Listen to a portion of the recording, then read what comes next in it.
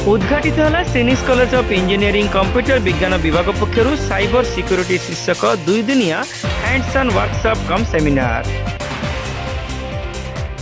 श्रीनिक्स college of engineering computer विज्ञान विभाग पक्षर साइबर सिक्योरिटी शीर्षक 2 दिनिया hands on workshop cum seminar 10 तारिख दिन अनुष्ठान प्रेक्षालय ठारे उद्घाटित हो जाइछि।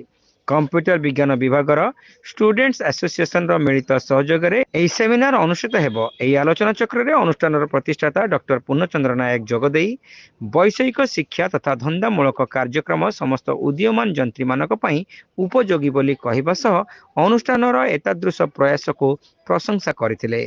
वर्कशॉप रे Accenture India private limited company senior analyst engineer Maheswar Behera मुख्य अतिथि रिसोर्स पर्सन भावे जोगदे cyber threatening, ethical hacking, data सुरक्षा एवं ऑनलाइन सुरक्षा संबंधी विभिन्न तथ्य को एलसीडी माध्यम प्रदर्शित करथिले।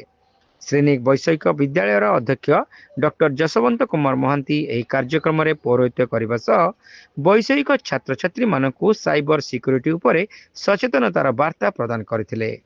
अनुष्ठान एकाडेमिक डीन डॉक्टर अरविंद पंडा वैषयिक छात्र छात्री मानक शिक्षा सह प्राजुक्तिक विद्यार उपादेयता तथा एतादृश वर्कशॉप आयोजन आभिमुख्य संपर्क में आलोकपात करथिले।